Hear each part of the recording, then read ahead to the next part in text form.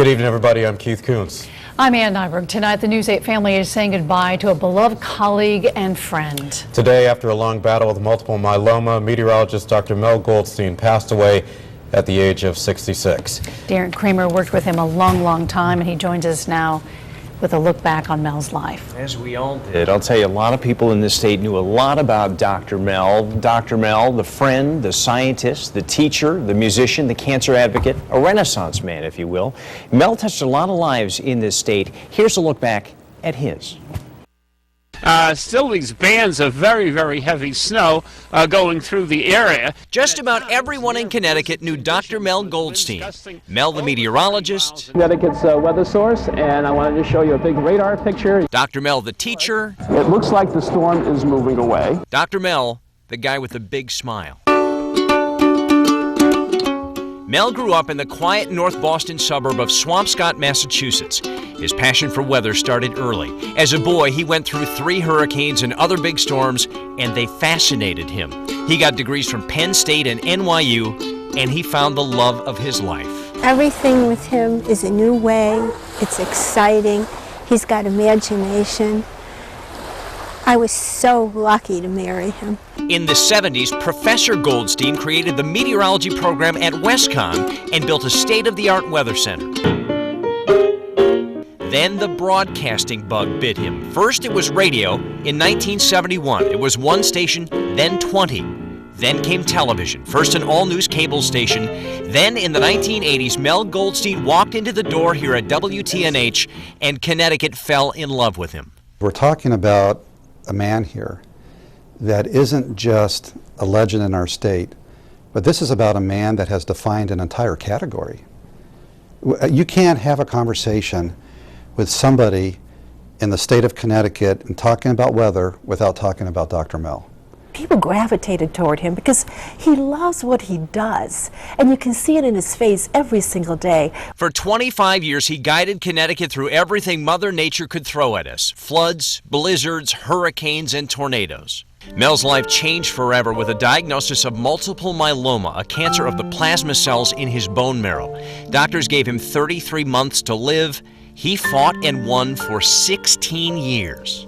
Every day you take one more step and you try as hard as you can to learn and to grow and to not fear life, but to thrive with life. And thrive he did, writing books, leading the weather department here at WTNH, and inspiring thousands of people around the country fighting cancer along with him.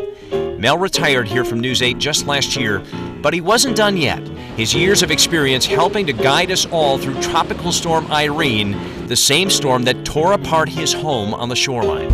Every few seconds there's a big pound, a big bang, but we're going to have our job and clean things up.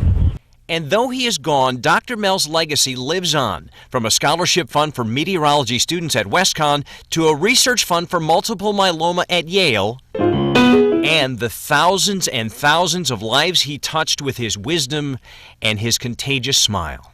Each day is something that is precious, and that we should take advantage of that to its fullest. And I'll tell you, there's nothing more satisfying than the feeling of helping other people. That means the world to me. What we know here in this room, Right. working with him so long, that a lot of folks don't, is that, and we're talking about this, Mel Right. Goldstein was a tough guy. Absolutely. He was in this room often in great pain. And, did his job with a smile and class and dignity, and did it every day, and he loved it so much. You know that. We loved it when he played the piano right here in the studio And from time to time. And he was always the guy who was looking ahead. I spoke to him in just the past week, and at that point he was still talking about continuing to be on the radio at more radio stations and possibly even write a newspaper column. So that's just the kind of guy he always was. He never gave up. Never gave up. Absolutely. Darren, Thank you, Darren. Yeah. And of course, news meteorologists across the state are also mourning the passing of Dr. Mel. News 8's Bob Wilson spoke with meteorologists at some other Connecticut news stations, and Bob joins us now live from Hartford with more on that side of the story. Well, Dr. Mel is known as a straight-talking guy. Gave you the weather forecast straight away. Today, everybody remembered Mel the man. Dr. Mel, how much he gave of himself, the time he took for everybody. And no matter which side of the dial you were on, today is a sad day in the broadcasting world. What I remember most about Dr. Mel was how much he really loved the weather. And the worse it got, the better he liked it. I mean, he really was into weather.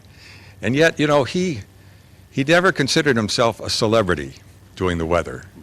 At the same time, the way he approached people, the way he treated people, the way he spoke to people on the air and off the air made him a celebrity, a big celebrity. I just admire him because I worked the morning shift for 4 years, and I'm a healthy individual.